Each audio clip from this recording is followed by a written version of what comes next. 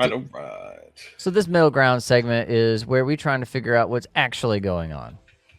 Not what one side or the other is saying is going on. And when we say one side or the other, it's usually, the fringes. Whether it's, fricasseed cat videos or allegations, or, oh, these are just mild-mannered travelers from another land that is no longer hospitable to them. And they are hardworking individuals.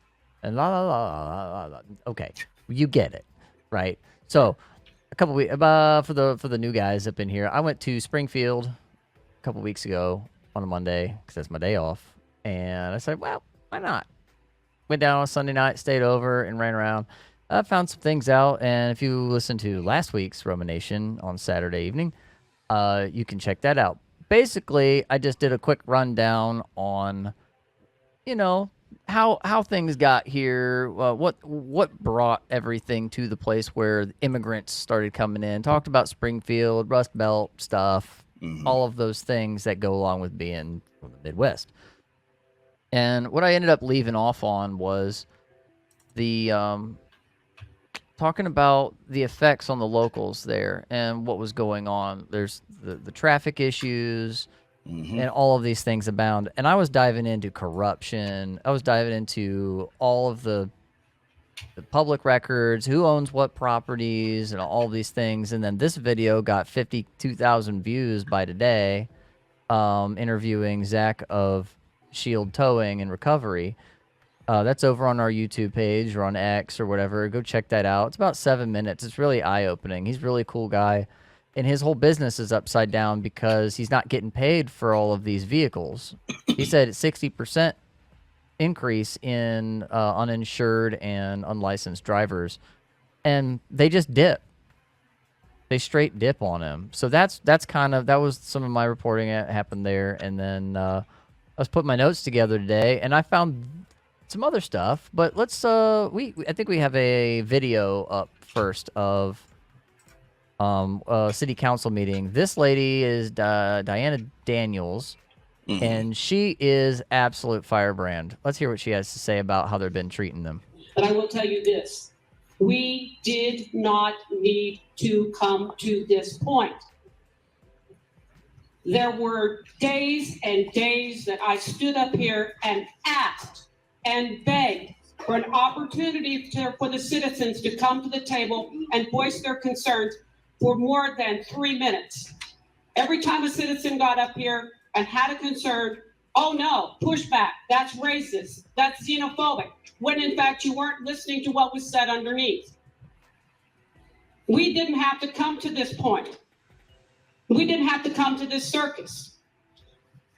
But yet the city commission and someone decided that race needed to be the issue. I cite 2 documents by the city, which state specifically, one of them from the CCHD on a slide that they presented, the challenges in Springfield, and they cite 1, 2, 3, 4, and of course at the bottom, racism in black and white. That's what you thought of us and our concerns. The City of Springfield Immigration Facts on Facebook, very nice document until you get to the bottom. What are the challenges we face as a community? Same language as this, and it says the challenges are intolerance and racism. You never gave us an opportunity to come to the table. The only opportunity we had was to participate in a discussion on racism and discrimination by the NAACP. I was there. I went to the second one. I had ideas. And how was I treated, Maru? I was verbally assaulted. I want my 4 weeks back. I had great ideas. The one woman before me had the same ideas as I did. She presented the same thing. She was not treated the way I was. Do you know why she wasn't treated the way I was? It was the color of our skin. Oh no, we didn't need to come here. If you'd have come to us and let us come to the table, this would not have happened. Not at all. Thank you. Thank you. That's the Springfield council meeting. That lady has been on Fox News a little bit and all those things. She's absolutely just like a pit bull on them. And it's wild seeing a white lady saying, things like, "Oh, you guys are being racist towards us." It's real. Like the whole city council is rife with DEI and everything. It's absolute corruption in that town. I found an article earlier today. Actually, our good buddy Brian, one of our research guys, said, "Hey, you seen this?" And it was literally basically what I was planning on doing for this show, but written much better. And I have it here. I can pull this. Go to here. So this is a picture of Springfield. And this is an article by Benjamin Roberts. You can find him at Radical Benjamin on X. Let me find. I can show you share his tab here. There he is. Hey, This Big guy. Ben. This guy is awesome. He's an associate editor and writer. I am 1976 or 1776. Daily Caller, Othwart Mag, Oxford, Political Review, Bournebrook Magazine, Defense Post. All the he's a journalist. He's legit. So, and this is a really very well written article. Just posted today, and so I'm gonna bop back and forth between this article and some other clips and things, but I want to skim through this as it's really good. And it's going to take a minute, but we're going to get through this. Let's do it. So he starts out here, down the corruption rabbit hole on the ground in Springfield, Ohio. Here's a quote from Barron. He's a local biker turned pastor. I actually got to ride around with this guy on Monday previous week. Springfield was in trouble before the Haitians came with fentanyl and drugs and all that, but nobody wants to be in politics.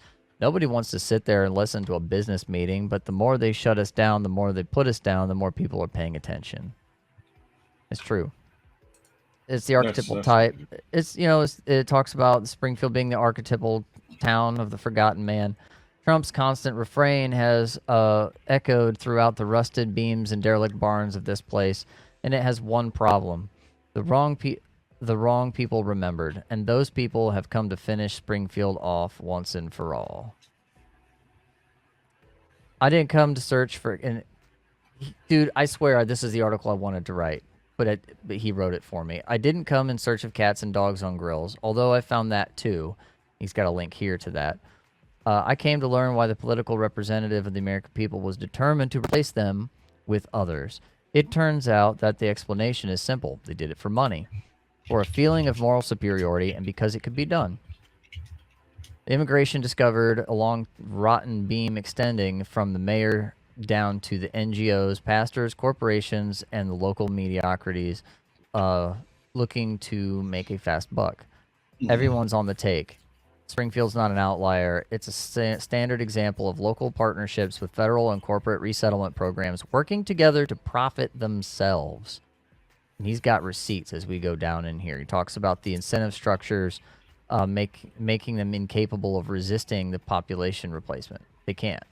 It's like the pipeline of cash is so large and wide open that these people are they're just taking it. They're just drinking from the fire hose, so it's very similar to this is why I always compare this to like what Ukraine, I guess, used to be, where you set up all your NGOs and all your stuff over there and, funnel things through, and they couldn't do that anymore. So what do? You send them weapons and start a war, and then you give them money to give back to you, or not even back to you, but back to all of these arms manufacturing companies, so that they can go ahead and start their war and create a continuous cycle. And then that money a portion of that money goes into your legislators' pockets to legislate for more war. And then the cycle starts all over again. You know? Very similar. It becomes a self-licking ice cream cone. They become dependent. Their local economies become dependent on the foreign aid and everything. And that's how you should look at this. Look at our federal government like foreign aid money that is encouraging another jurisdiction to do things that are not good for them. And it's keeping them on the hook for all this cash. So, this goes everything from the charities and the churches, the city officials, And they're all ruling over a subject population. Robber barons without charisma or mystique fishing for pennies in the sewers they've made of their hometowns. That's a statement. And it's almost an understatement, but I'm going to tell you what, that's beautifully written. So we're talking about Mayor Rob Rue. He claims to be helpless against the federal directives. He claims he's done his best. What he says is, oh, all of these migrants are coming in here are making it difficult for us. There's too many of them and they won't stop sending them. That's his excuse. That's what he says all the time. But here's the thing too. He claims he's done his best and he's talked to those who must be talked to and heard the speakers in the city hall. In truth, his hands are less clean. As well as serving as mayor of Springfield, he's the owner of Littleton Properties in Springfield, or Littleton Properties of Springfield LLC. I've looked these up. I've already fact checked this whole article because I already did the work. He just did the write up and didn't know he was doing the write up. This guy he did some other stuff too. He did a lot of other cool stuff too in this. He's got receipts. But yeah, this LLC along with a bunch of other ones.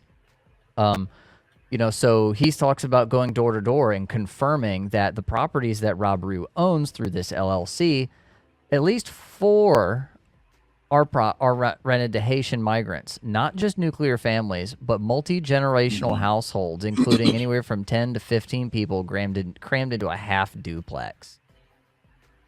That's absolutely gross. That's insane. Because I come from a family of, I was in a family of 12 in a 6-bedroom house. And I mean, you may think, oh, wow, 6-bedroom house, you must be rich. Oh, no. Everybody paid their fair share and it was cramped.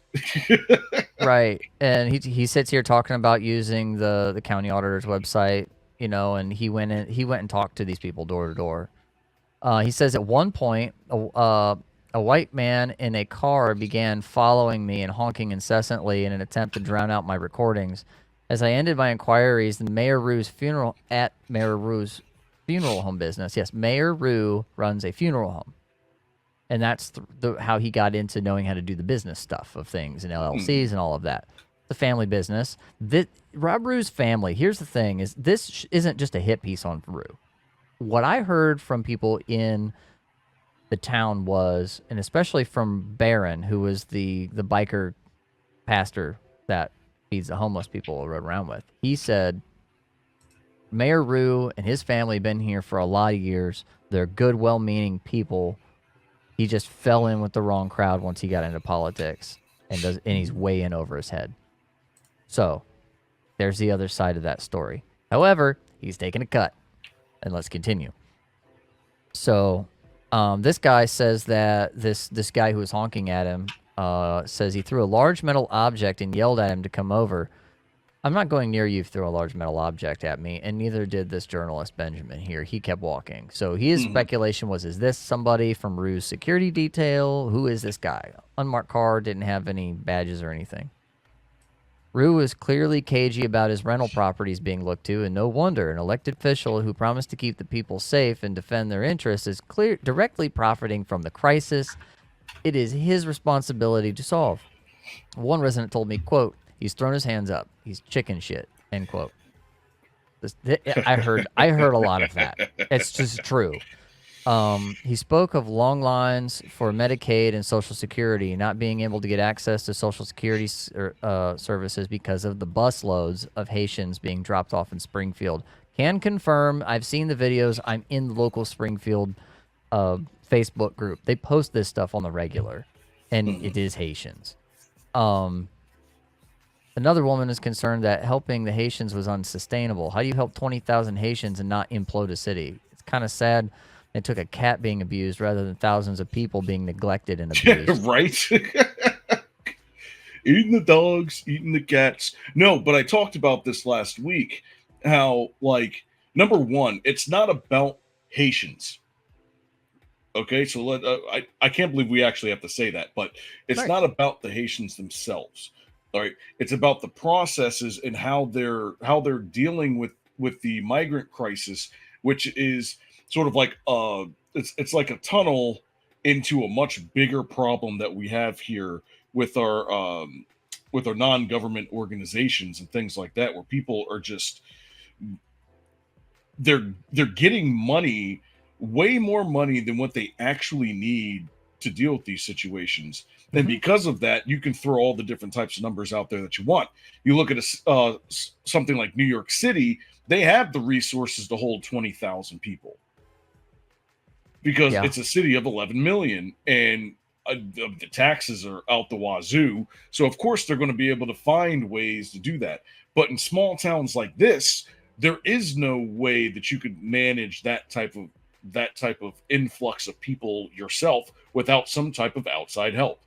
Continue. Right. You know, and let's in the next section of this article is going to talk about the police. Well, Springfield makes it necessary decision to encrypt their dispatch channels to maintain security. So within the last week since I was there, the mayor enacted an emergency directive, which allows him to use emergency funds to do stuff. And I think maybe some of this has to do with it, because it's not just police, it's fire and EMS. Now, why are they doing this? Because I kid you not, once a day, I check on that page, there will be 3, 4, 5 accidents, all Haitians. Some multiple times a day. Some of them are flipped cars. Like, how do you, like, really? A flipped car in a town? I drove through that town. It's pretty much a flat town. It's not like driving through my little town where, like, it's basically full of hills all over the burbs and stuff. Like, these guys really don't know how to drive. And so what's been happening is journalists and different locals have been listening to the scanners and going around and just, oh, there's a call here, there's a call there, and taking pictures, and they post it on Facebook. That's how Facebook has actually been the most helpful for tracking this issue. So yeah, the police are in on it too. So we're talking about City Hall and the police. He talks about, Benjamin here talks about his first night. City Hall hosted a public listening forum, and little did we know that it would be the last one for a long time. City Hall was soon locked down, nominally because of the bomb threats, which were later revealed to be hoaxes. Yeah, it happened in my town too. A couple kids actually got arrested for it, so I wonder if what was actually going on with that, if they were just copycatting the larger thing that was going on, or if there was some Snapchat challenge or some other thing going on, because these kids do the dumbest things these days. They used to say the darndest things. Now they just do it. Now they just do it. Yep. Good Lord. Anyway, so the bomb threats and things happened and whatnot, which were turned out to be hoaxes. But, you know, the media never reported that. Though Governor DeWine, for all of his, you know, flabby whatever politics, he actually decided to actually report that one correctly. So thanks at least for, you know, dropping that dime. So early in the evening, police barred entrance into the forum. It occurred well before the session was adjourned, and local residents told me it was highly unusual. It was already clear that government officials were battening down the hatches and hiding from people who paid their salaries. That same night, I had a brief conversation with the police chief, Allison Elliott. Elliott promised me an interview, but the interview never got granted. I'm going to save us the reading of all of this. Basically, what happens at this point in the article, he talks about trying to get a hold of all the different people in the government in Springfield, and he keeps getting directed to the strategic management engagement officer, Karen Graves. Karen. Hey, a Karen, okay, who completely ignores his phone calls. The big irony of Karen being the living manager. up to the name. Like, really? So, you know, city manager, who's somebody that they really don't like in that town, he's connected to a whole bunch of other people, too, on the back end. I haven't even scratched the surface of. But, yep, talk to the SEO. Human resources, talk to the SEO. City Hall, you know, everybody talk to the SEO. Meanwhile, Graves ignored the calls. And City Hall had a policy where they were only doing meetings by appointment, and so they just never responded. They created a situation where they never had to have any meetings. They just said, you have to call in, and never answer the calls. Okay, so responding to the public forum and City Hall's lockdown, local woman said, quote, they're scared of physical unrest, and that shows how little they know their constituents. Look at me. I'm not looking for a fight. I want them to govern for the citizens, for the concerns of the citizens. I want a task force, and they have one, but it's only for the Haitians, end quote. Another resident expressed frustration being ignored and rebuffed. My security camera kept going off at 3 a.m. in the morning, every morning. One night, I saw 3 big transparent transport vans full of Haitians dropping them off in the middle of town. Why are they doing it in the dead of night if it's on the up and up? Why can't we get answers? They're saying 20,000 Haitians, but now I don't buy that. We're at 30 to 35,000 at least, end quote. Yeah, I can corroborate that. Okay, here's Barron. This is the guy that we were talking about. He's got nice photos put in the middle of this article. So this is the former biker turned pastor, and here's the trash that's being thrown about. Looks like my pastor. Oh, he's a pretty cool dude. He was a pretty cool dude to actually hang with. Here's some of the neighborhoods. I mean, this is a small town, USA, Rust Belt. You know, I felt like I was at home down there, other than, you know, all the corruption and stuff. All right, let me get on to the churches. This is the one that breaks my heart. The local government may actually be the least compromised of all the bad actors. We talked about Carl Ruby at the beginning of last week, and he's kind of like the guy who's planted the seeds and got everything going in this town, for the most part. But here we're going to talk about what's the actual operational as it is here. One of the examples he brings up is this Society of St. Vincent de Paul, a Catholic voluntary organization which issued a press release in response to the citizen backlash, which was they acknowledge that their volunteers and interpreters and navigators assist the neighbors, quote, migrants, with tools for independent living. All this flowery language and euphemisms for giving them, making sure they get all their money and all of their benefits and get taken all over the place. And, you know, most of the time that's cool. That's all in the up and up. If you got a local church that's charitable and wants to help people who are in need, I'm cool with that. That's not exactly what they're doing here. This sounds like we're just bashing on a local church. We're not. It gets worse. It gets really bad when we get down through here. They're actually doing things like giving them legal pro bono services and helping them get waivers of all kinds of application fees. So they're getting the fast track, big time fast track. Meanwhile, epidemic of homelessness is emerging as a result of skyrocketing rents and rapacious landlord behavior. You know what? We have a clip. We have a clip of a couple landlords that went and did an interview here. I think you have it, Roma. Right here. Yeah, I don't know. This is 23 minutes, so we may. I don't have any particular spot in it, so maybe just play the beginning. I think it's he did a nice stinger there at the beginning of it. Trying to get through the unit was $750. We had an open house all day. A Haitian person had shown up at this probably about first hour of the day and offered to spend $1,800 for this unit for a 3-bedroom apartment or a 3-bedroom unit, single family home on the south end of town for a person who hadn't even made it in the country yet. And that was only surprising because we asked them, we required background checks and credit scores for all our applicants. I'm going to pause it for a second. So when it comes to, here's the thing, especially a lot of my real estate people will understand this. If you have an influx of cash coming in, and let's say you have multiple people bidding on a house, what happens to the value of that house? Goes up.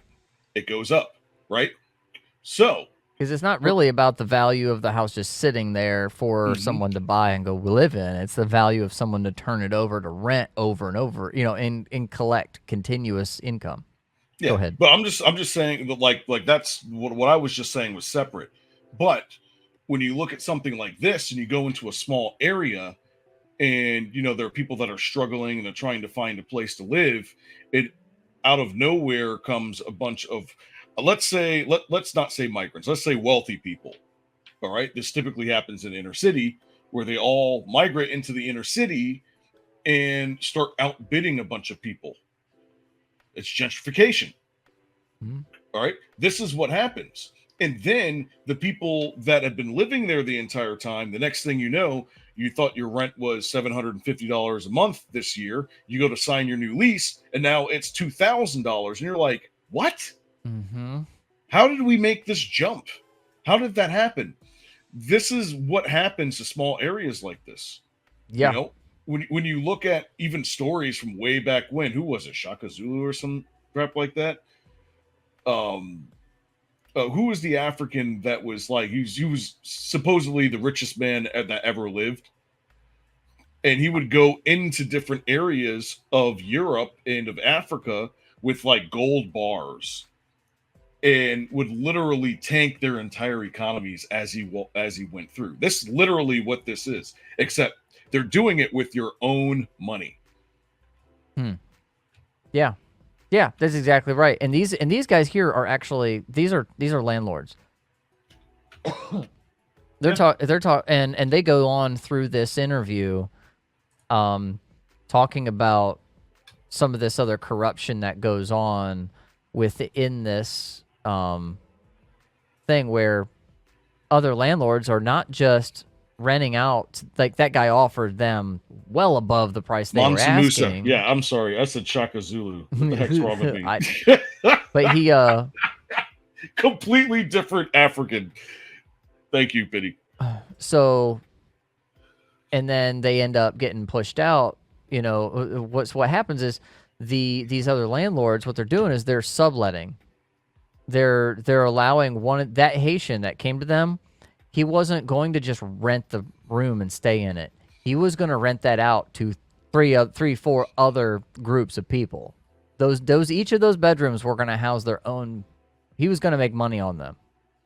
That's how that was going to work.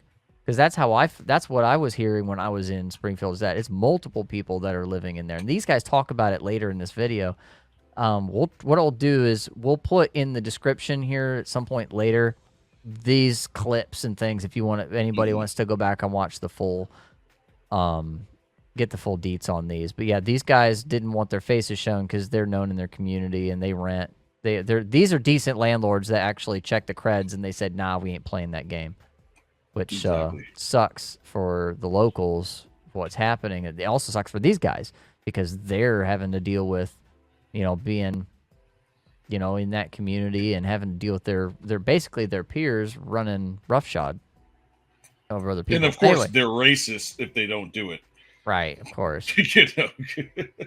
So yeah, we're talking about. Let's get down through this article a little bit here.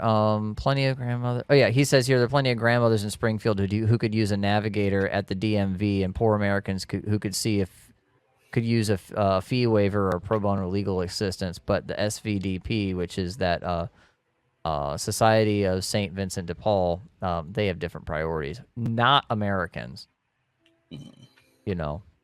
He talks about talking to Catholic Charities a little bit and goes to their website. They cooperate with federal government to resettle migrants and provide special services to them. We know that through an investigative journalist named Joseph Trimmer. You can go find him on X. Yes. What's his Let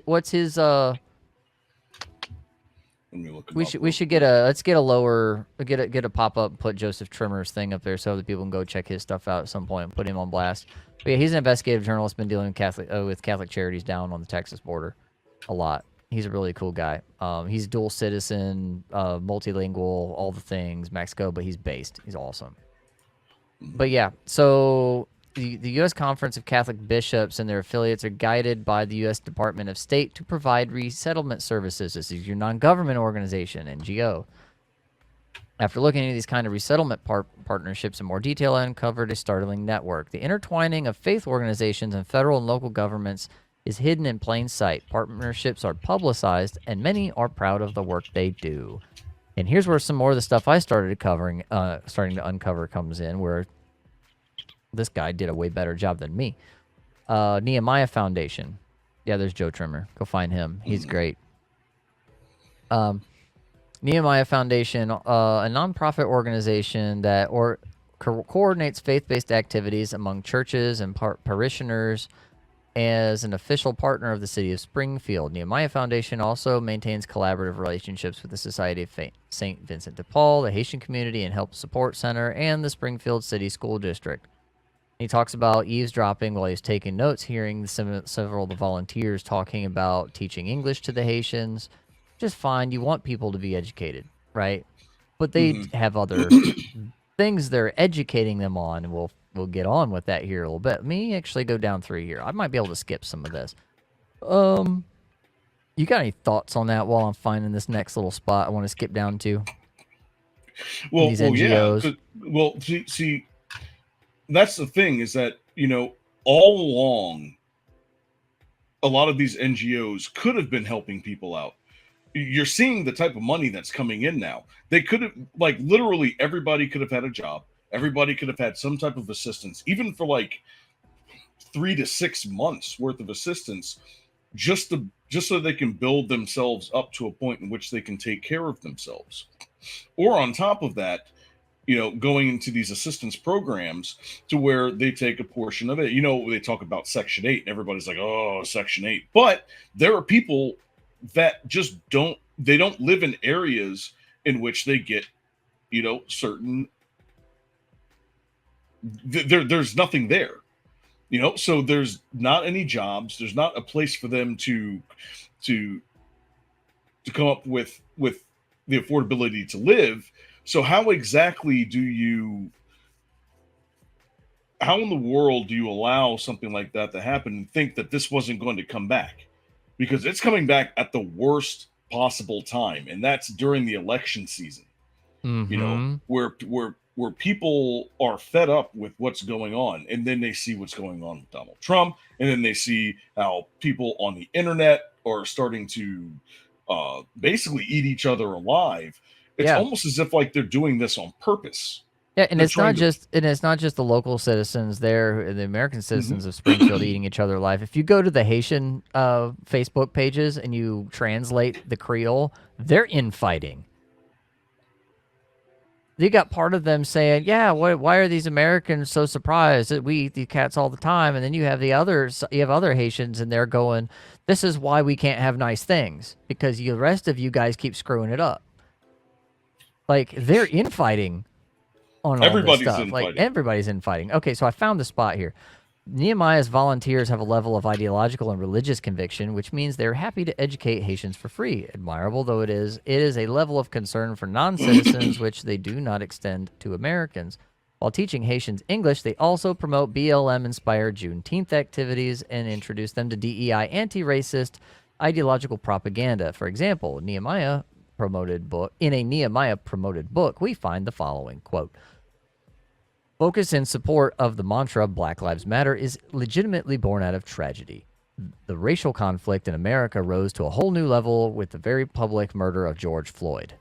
We went over that a couple weeks ago. Etc., etc., etc., etc., etc. So they go all the way down through there. So they also are teaching. They're teaching the Haitian arrivals that this country hates them and white people want to murder them, and at the same time they want to teach them English. What type of citizens and what type of politics will these Haitians turn out to be? Huh? That's a really nice rhetorical question there, Benjamin. I appreciate that. Well put. So we see the NGOs are very politically captured. They're very ideologically driven, and they are not doing this for the interest of this country, because that's how this whole immigration thing was sold to Clark County residents back in 2014 during the Welcome Springfield initiative, where they were like, "Oh, we are a dying community. We're losing our population and all of these things, and we need to replace it somehow." Huh, where have we heard the two words replacement and population in the same context before? Okay? They're just couching it in a different way. All right, so... That's how it always is.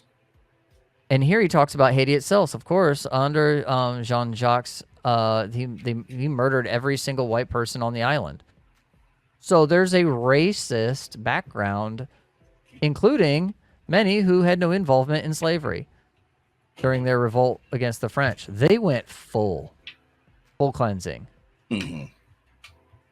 He was the if you guys don't know that story, my goodness. Yeah, the secretary of Dessalines was quoted saying, "We should have the skin of a white man for parchment and his skull for an inkwell, his blood for ink, and a bayonet for a pen." Okay, this is where these people are coming from. Don't call me racist until you've read their history. I'm not saying all of them are, but that's where they come from. And we're importing that. That was the revolution. What was it? Early 1800s? Yeah, it was a long time ago, and was brutal. And they also Well, couple that with teaching them DEI. Okay, let's just say for a moment that this history of theirs is behind them, but it's not unknown. Let's give them benefit of the doubt. Now let's dig it back up with DEI and teach them again that the white people of the new country they're in actually hate them the same as the white people that their ancestors killed. What's that gonna do?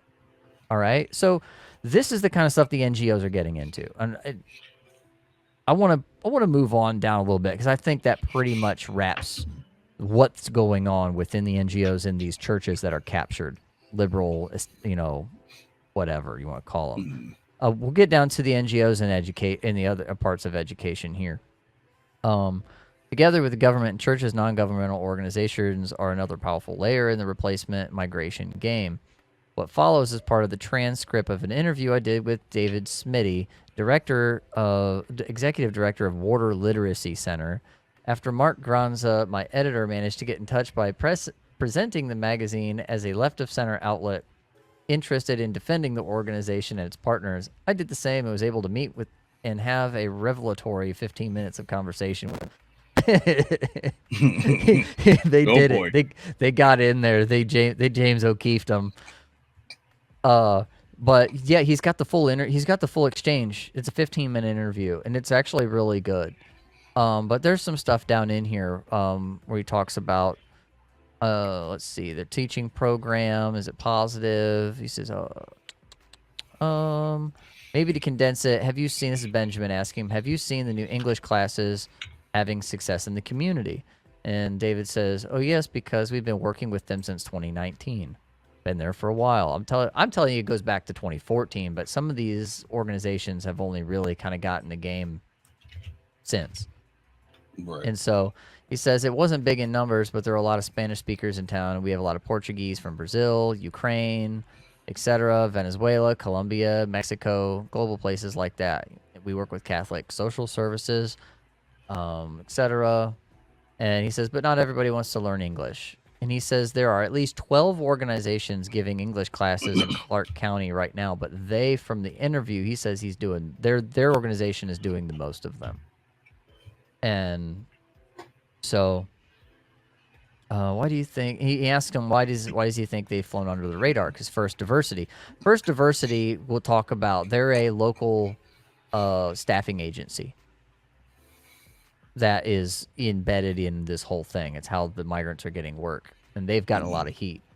And he's asking them how they flew under the radar, and David says, well, we get money from the state, from Ohio's Department of Job and Family Services, and we also get referrals to St. Vincent de Paul. We do fundraising. We raise foundations in town, like United Way helped us. United Way. They're involved with, these other bigger organizations that have got a lot of flack for their involvement in other types of schmafficking incidences. Continuing on. But the history with Springfield in terms of Haitians coming here is that there are a few people who are doing really well. Hey, I got to Springfield. I went into this job place. They hired me, and they went to work the next day. Yeah, I'm here down in Miami knocking all these doors. I can't even find a job, so where are you going to go, right? So this guy basically gives this, like, really flowery picture about what's going on in that. And so Benjamin goes on to say, well, here's the key revelation. Is that First Diversity staffing, contrary to the establishment media narrative of Haitians organically relocating to Springfield, is seeking out and shuttling people in from across the nation. The director Smitty here, with one sentence, blows apart the regime's attempts to wash its hands of Springfield's Haitian migrant crisis. They're not organically traveling. They're being funneled by corporations, subsidized by the federal government, and inserted into a massive support and facilitation apparatus. That's exactly what's happening here. So the Water Literacy Center is partnered with St. Vincent de Paul, which also teaches Haitians English and the anti-white ideology, and offering them information on flyers and their website.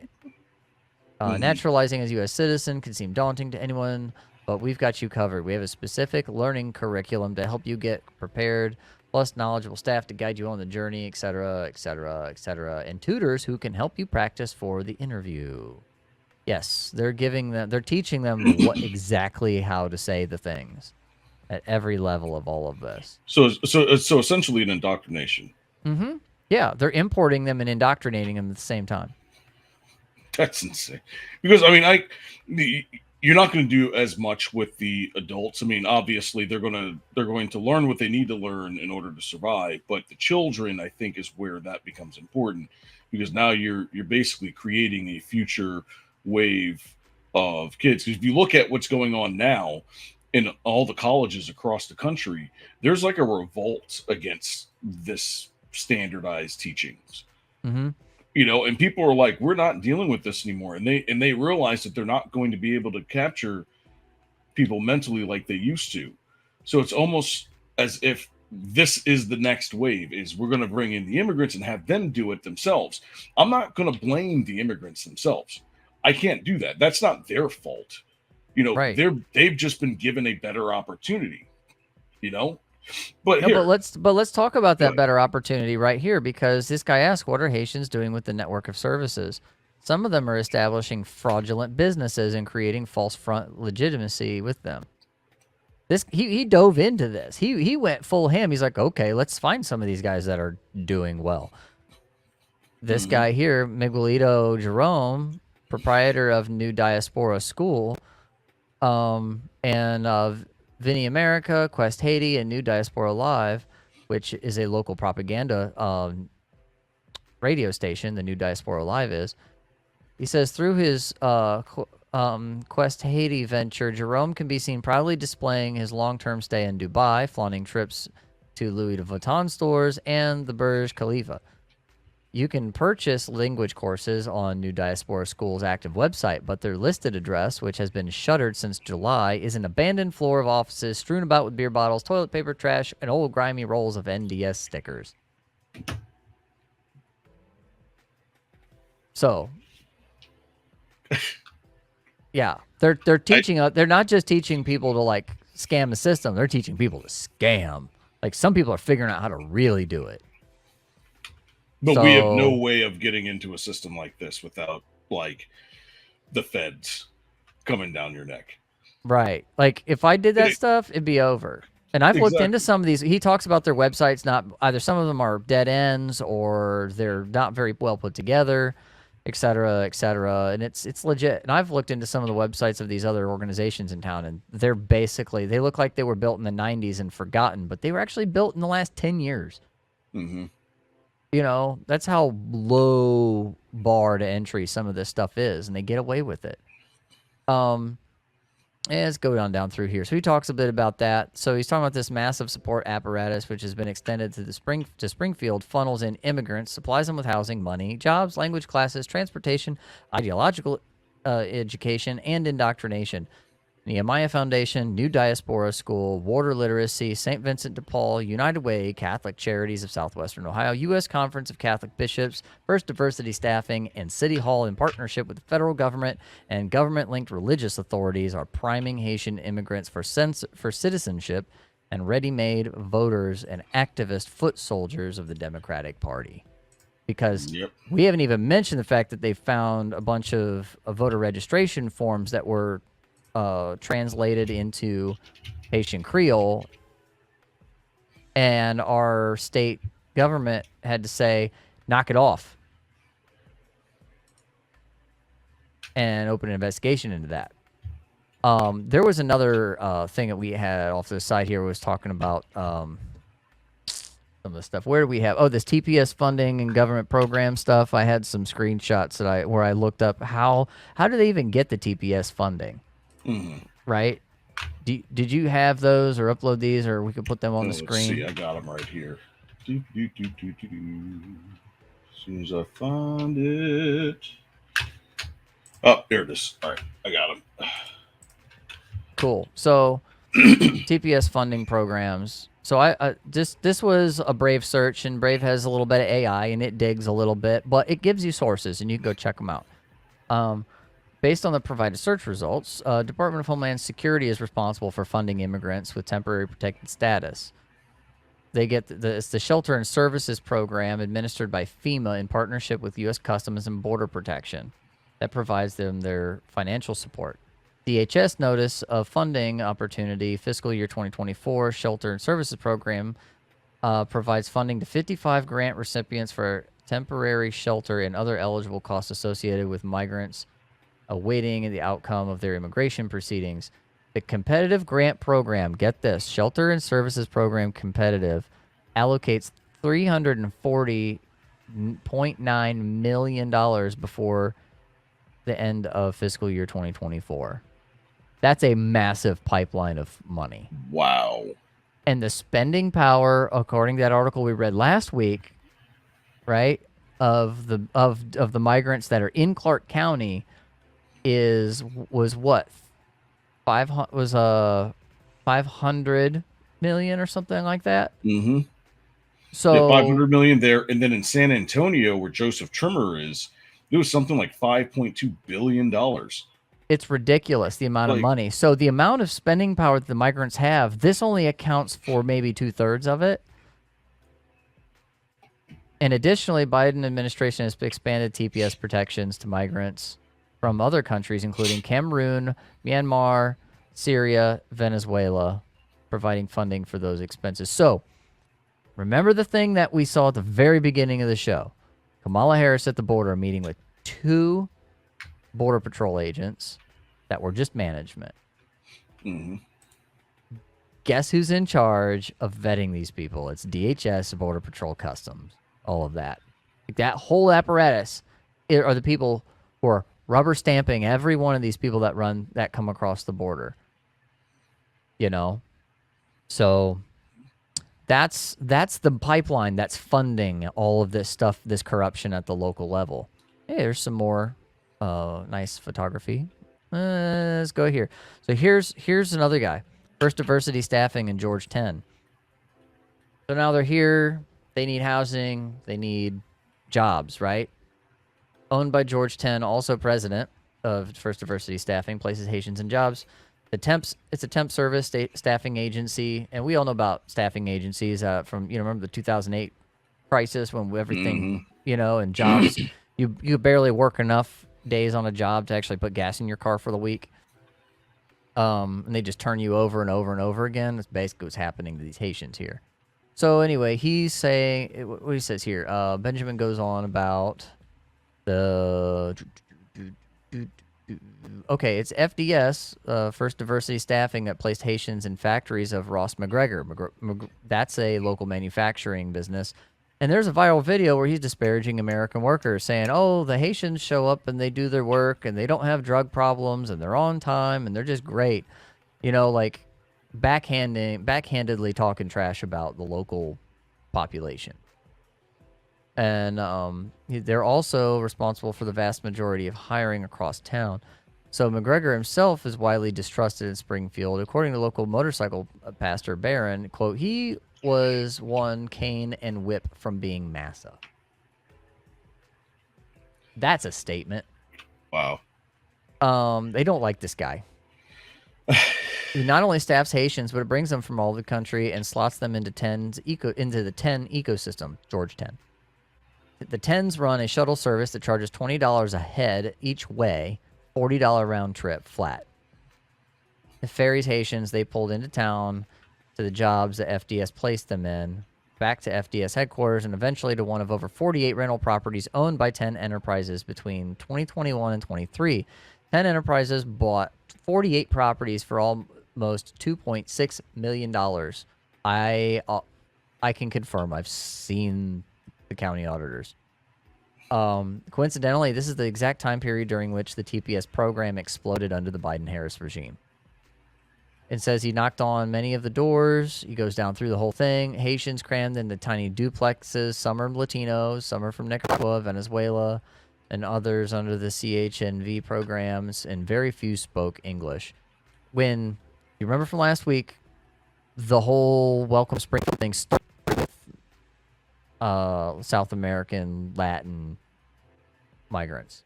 That was their initial outreach. Right. So that's going to make sense. Let's let's see here. It says the Tens have reaped quite a bit. And he tried to meet with people. But again, just like City Hall, they shut him down. He could not get in there. He says here, ironically, the black metal gate, which runs the length of the property at First Diversity, was partially damaged by a Haitian-caused car crash. Yeah, nobody wanted to reach out to him. Nothing. George is not the only one involved in it, but his father, Miguel Ten, FDS's Regional Human Resources Director and Senior Pastor of Life Christ Community Church. There's Vilma Ten, his wife, the First Lady of the church. It's an odd title for, pastor's wife. And the Tens have turned replacement migration into a lucrative enterprise that shows no signs of slowing down. There's even reports that there was a federal human trafficking investigation opened up into them. I've seen in other articles written, but none of that's getting reported on either. So the money. Tracking the properties is easy. Tracking the money is harder. If the LLCs are not publicly traded, you can't get into the accounts with the federal government. Some states require LLCs to file annual reports. Ohio does not. So there's a lot of... He goes down through to talks about the difficulty of tracking it, and it gets harder tracking the dispersal of the federal funds. Federal monies are dispersed through the contracts in grants and direct payments, loans, and other channels, which entities like the Ohio Department of Job and Family Services are pass-through bodies. They're like slush funds all intermingled together, basically. Executive Director David Smitty of the Warder Literacy Center admitted to being funded by this department, but more granular details are hard to determine. With a labyrinth of organizations, obfuscation is the norm. Ohio Department of Development, Department of Housing Finance, the Ohio Housing Finance Agency, Springfield Metropolitan Housing Authority, Minor Business Services, Neighborhood Impact Division. The names go on, and they do, because I've seen the list of these names myself, and they go from one end to the other, and they never stop. Meanwhile, local citizens are left to bear the cost, including a massive spike in car accidents last year. And if you want to know about, we talked about that ad hominem. We could, ad nauseum. That's the word I'm looking for. And he talks about the 11-year-old Aiden Clark that was killed in the bus wreck with 20 other kids that got And what's crazy injured. is I didn't hear about that until like last month. Yep. And here I can tell he's talking to the same tow agency because he had an interview with him. Here he didn't say his name. Oh wait, he has a link here to something. Is this let me see, is this my interview that he saw? No, but that's the yard. He's at the same yard. Let me flip. Share this tab instead. Yeah. I saw that truck. He talked to the same guy I did, so yeah. I can corroborate. We'll just leave that up while I'm going down through some of this article. It says wait 5 to 10 days at a BMV record search, and then certify letters to every registrant and lien holder and certified owner. Wait 35 days. Take it to a scrap yard for a couple $100. That's basically this. And if he was going to have, and you'll find if you go listen to an interview, how difficult it is. He can't write this stuff off. You just can't write this off. It's unless you want to claim literally everything on your lot as inventory, and then that's taxes. And he's like, I'm out of business. So yeah. So this is the other interesting thing. Almost all the Haitians apparently drive Honda Odysseys. They all bank with PNC. Many have cars licensed by Trust Auto, and the most common insurance provider is Acceptance. So again, another pipeline. There it is. As soon as you said it, I was like, another pipeline where it's like they're getting set up at some point with some of this, but so because what we've said previously is a lot of these drivers, no license, no insurance, and so that's what's killing the business. But some of them are getting some of it here and there, but they're probably not keeping up on the bills. It's probably lapsing their insurance, and insurance companies, I don't even know if they'll actually insure you unless you have a valid license. But somehow they are getting all of this but obviously not enough of them. So he says here is who's facilitating, who's filing paperwork, opening these accounts for community they can't speak English. So far, I've not been able to uncover much in that direction. It's too peculiar to be assumed to be coincidence. Yeah. Now, what I'm wondering is how many times have they been pulled over and they didn't speak English? Like, what transpired during that conversation? I'll tell you what transpires. They dip. They literally just dip. They run. They flee the scene, or a translator shows up and says, "Oh, we'll let insurance work it out." What if you ran a stop sign, or you were speeding, or you're doing something that you're not supposed to be doing on the road? Like, do you give them tickets? Do they have Do they have valid licenses? Like, what? like, there's a lot of missing pieces to this. Yeah, I'd like to see, what are the police doing when they stop them for just basic traffic stops? That's probably the reason why they've cut off all the comms from the police and from the entire city, because they don't want them knowing that what they're actually doing during those times. They're probably told from the mayor or from the top, the police commissioner or whatnot, if they sound like they speak Creole, just let them go. That's my theory. I think what's going on here. They don't want to have to deal with it. I had another clip. Where is that clip? Bro. There's so much. There's so many clips of things where this town is just upside down with this corruption, and there's no end to it. I mean, this article, Benjamin's article, continues to go on and talk more about the homelessness, and he talks more about Barron, and talking about 450 churches around here, and there shouldn't be a single orphan hungry or homeless. According to him, the grant for the shelter was written up upon having 70 operational rooms as an expectation, and only 22 ever functioned. So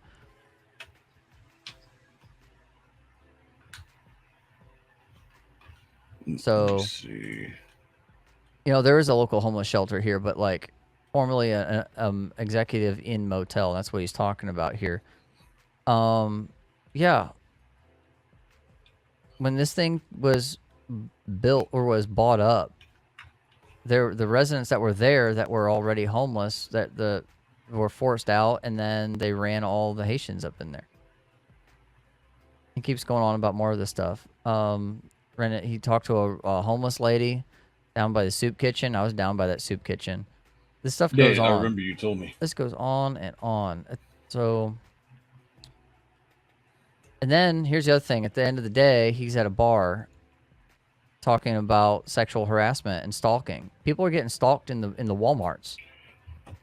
Haitians not shopping, just 2, 3, 4, 5 of them following individual women, or maybe a woman and her daughter around.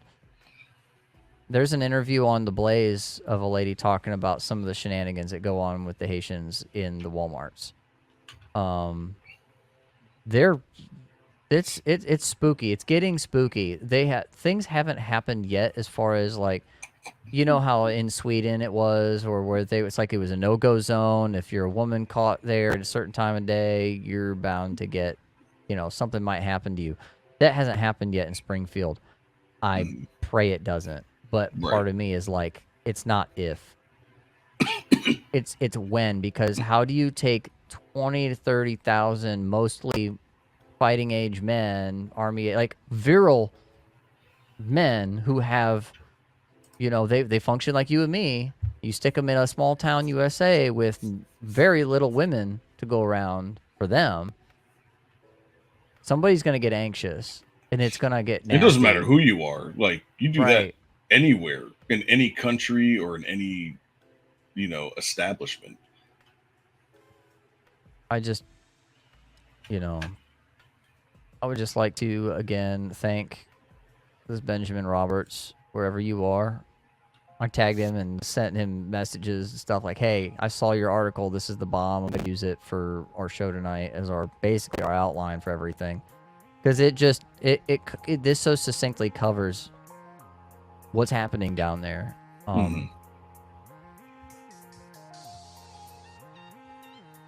I don't have words, honestly. I really don't have words for what's going on down there. You know what's funny? Okay, imagine this, all right? Imagine if the BRICS nations saw this opportunity and said, you know what? You guys are suffering over there as Americans in your own country. What if we come over and we supply you with money and goods that your own country and your own establishments and your own cities and council members won't provide for you? We'll take care of you, but you have to, we're going to indoctrinate you with certain ideologues and whatnot. Could you imagine, like, would they be okay with that? Would our establishments be okay with that? Would our governments be okay with that? Russia already went and said, "Hey, if you're in a Western nation that's doing all this other garbage, and you want to go somewhere that's actually like, I forget how they worded it, but there was an actual thing like that out of Russia. Mm-hmm. They were like basically like saying, "Hey, we'll welcome expats." It's crazy to think of. I mean, and I've joked around about it myself in the past about like, if things really go south, I mean, like, Russia kind of looks a little bit based over there. At least they're not putting up with the garbage that the West is doing. I don't know about all the other things. I don't know about all the other things that, go along with being a Russian citizen. But, like, I've made the jokes about it. But I tell you what, I'm not going anywhere anytime soon. I'm too well anchored here. But you're right. I don't think if they started trying to peel off people out of the Western nations, I think Western nations would have something to say about that. Well, not even that, but let's say they don't peel us; they just give us money. Oh, right. Hey, come over here. Not even come over. Not even go over to Russia. Just send us money. Just send us money and just say, "Hey, we'll help you out." But just make sure that you are following our indoctrination, our thing. No, I'll tell you right now, they would not accept that. So what makes you think that the other way around, that it'd be okay to do that here? Now, you can't call me racist, because then you're essentially going against your own ideology. So what does that make you? Oh, just because it doesn't come from your mouth? Like, it's astonishing to me, the conversations that I have with people on social media, and how I'll completely wipe the floor with them, and they'll just be like, "Nah," and you're like, "What?" Like, how do you what's the way? It's almost as if like disaster has to happen in order for them to understand. I've said enough. Yeah, I think it speaks for. I think the subject matter speaks for itself at this point. Exactly. All right, folks. Well, over. That'll do it for Roma Nation tonight. Glad we were able to get the information out that we did, and kind of give you an idea of what's going on in Springfield. It's not just about eating the dogs and eating the cats. There's a lot more going on in this country that we need to. If we find it, we'll get it to you. That's all I have to say there. And if you like this kind of content, go to the website, make your monetary contribution at the PayPal link at the bottom of riseofmiddleamerica.com. Absolutely. Yeah. And we've got a lot more content coming over the next couple of weeks. We don't just have Roma Nation. We also have Sunset Rants every Monday, Wednesday, and Friday at 8:30 p.m. And we're going to be having a lot more special guests coming on over the next couple of weeks. You don't want to miss out. You definitely don't want to miss out. So like, comment, subscribe. And thank you guys for watching us tonight. Skrapp, it's been a pleasure. And likewise. We will see you guys next week. Peace out. Laters.